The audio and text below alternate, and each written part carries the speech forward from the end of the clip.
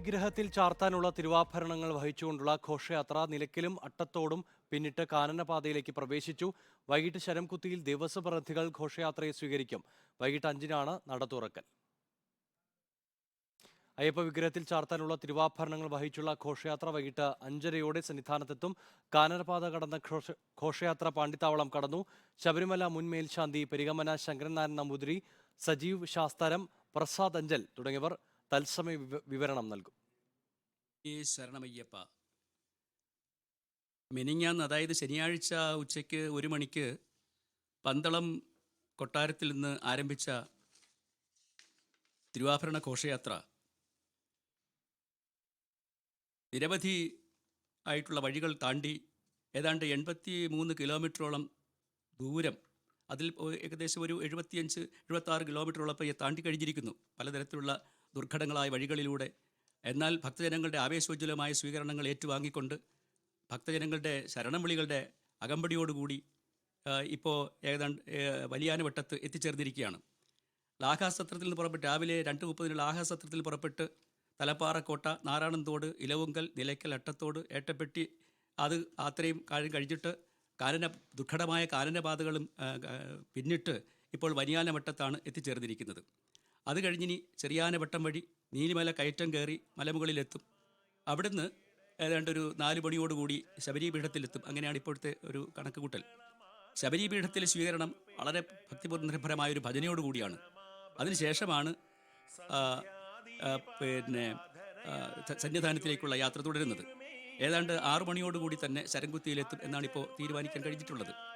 എന്തായാലും ശരി, ഈ പോകുന്ന വഴികളിലൊക്കെ തന്നെ ദുർഘടമായ പാതകളിലൂടെ, കാനനപാതകളിലൂടെയൊക്കെയാണ് പോകുന്നതെങ്കിൽ പോലും അവിടെയെല്ലാം ഭക്തജനങ്ങളുടെയൊക്കെ തന്നെ വളരെ ഭക്തിപൂർവമായ, ആദരപൂർവമായ, ആവേശപൂർവമായ സ്വീകരണങ്ങൾ, നേരത്തെ സൂചിപ്പിച്ചതുപോലെ നാനാജാതി മതസ്ഥരായ ജനങ്ങൾ ഈ തിരുവാഭരണ പേടകത്തെ സ്വീകരിച്ച് ആനയിച്ചുകൊണ്ട് പോവുകയാണ്. ഇന്നെന്തായാലും നമുക്ക് ഒരു മഹാഭാഗ്യം കിട്ടിയിരിക്കുന്നത് റിപ്പോർട്ടർ ടിവിയുടെ പ്രേക്ഷകർക്ക് ഇതിനെക്കുറിച്ച് കൂടുതൽ ആധികാരികമായിട്ട് പറയാൻ തക്കവണ്ണം നമുക്കൊണ്ട് ഭാഗ്യമെന്ന് തന്നെ കരുതട്ടെ. ശബരിമല മുൻ മേൽശാന്തി ബ്രഹ്മശ്രീ പെരിങ്ങമന ശങ്കരനാരായണൻ നമ്പൂതിരി, അദ്ദേഹം തിരുമനസ് ഇവിടെ നമ്മുടെ കൂടെയുണ്ട്. അദ്ദേഹം കൂടുതൽ വിവരങ്ങൾ നൽകുന്നതാണ്. സ്വാമി ശരണമയ്യപ്പ. സ്വാമി ശരണം, സ്വാമി ശരണം. ഞാൻ ശരി ശരി ശ്രീ സജീവ് ശാസ്താരത്തിന് മൈക്ക് കൈമാറുന്നു. സജീവ് ശാസ്താരം, ധർമ്മശാസ്താവിൻ്റെ തേജോമണ്ഡല മധ്യകത്തിൽ കുടികൊള്ളുന്ന ധർമ്മശാസ്താവിൻ്റെ തിരുവാഭരണ പേടകം വഹിച്ചുകൊണ്ടുള്ള ഘോഷയാത്ര ഇപ്പോൾ വലിയാനവട്ടം കടന്ന് ചെറിയാനവട്ടത്തിലേക്ക് നീങ്ങാൻ തുടങ്ങുകയാണ്. കൃത്യസമയം പാലിച്ചുകൊണ്ട് തന്നെയായിരിക്കും ഈ തിരുവാഭരണ ഘോഷയാത്ര സന്നിധാനത്തേക്ക് എത്തുന്നത്.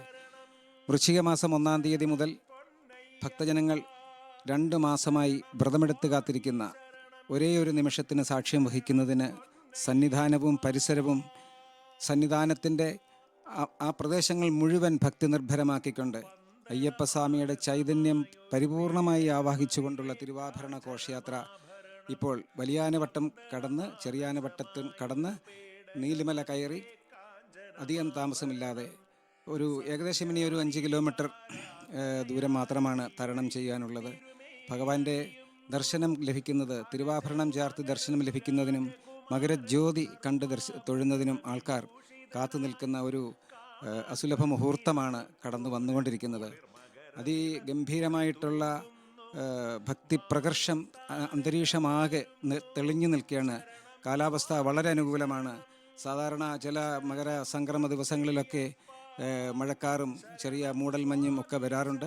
ഇപ്രാവശ്യം അപ്രകാരമുള്ള മറവുകൾ ഒന്നും തന്നെ ഇല്ലാതെ ഭക്തർക്ക് സുഗമമായി ജ്യോതി ദർശിക്കുന്നതിന് വേണ്ട ഒരനുഗ്രഹം പ്രകൃതി തന്നെ കനിഞ്ഞനുഗ്രഹിച്ചിട്ടുണ്ട്. ഭഗവാൻ അയ്യപ്പസ്വാമിയുടെ കൃപാകടാക്ഷം. ഏകദേശം 60 ദിവസത്തോളമായി ഭക്തർ വ്രതമെടുത്ത് ഈ ഒരു അസുലഭ മുഹൂർത്തത്തിനായിട്ട് കാത്തിരിക്കുകയാണ്. അവർ ഭഗവാനെ ഒന്ന് ദർശിക്കുന്നതിനായിട്ട്. തിരുവാഭരണം ചാർത്തി ദർശനം ലഭിക്കുന്നത് ദീപാരാധന സമയത്ത് ഏതാനും വിരലിൽ എണ്ണാവുന്നവർക്ക് മാത്രമാണ് ദർശനം ലഭിക്കുന്നത്. പക്ഷേ അവരുടെ എല്ലാം ലക്ഷ്യം പൊന്നമ്പലമേട്ടിൽ മിന്നി മറയുന്ന മകരജ്യോതിസാണ്. അത്രയും പേരുടെ ആകർഷണം, അത്രയും പേരുടെ പ്രാർത്ഥനാശക്തി കേന്ദ്രീകരിക്കുന്ന ഒരു ബിന്ദുവാണ് പൊന്നമ്പലമേട്. അപ്പം അതിലേക്കെല്ലാം എത്തിച്ചേരുന്നതിനായിട്ട് ആൾക്കാരിങ്ങനെ അഭംഗുരം കാത്തിരിക്കുകയാണ്, അവരെ അക്ഷമരായിട്ട് കാത്തിരിക്കുന്ന ഒരു ദൃശ്യമാണ് നമുക്കിവിടെ ചുറ്റും കാണാൻ സാധിക്കുന്നത്. എല്ലാ സ്ഥലത്തും ഭക്തി അയ്യപ്പൻ ഇതല്ലാതെ മറ്റൊരു കാഴ്ച നമുക്കിവിടെ കാണാൻ സാധിക്കുന്നില്ല. അതാണ് ഇവിടുത്തെ ഒരു സാഹചര്യവും ഒരു കാലാവസ്ഥയും.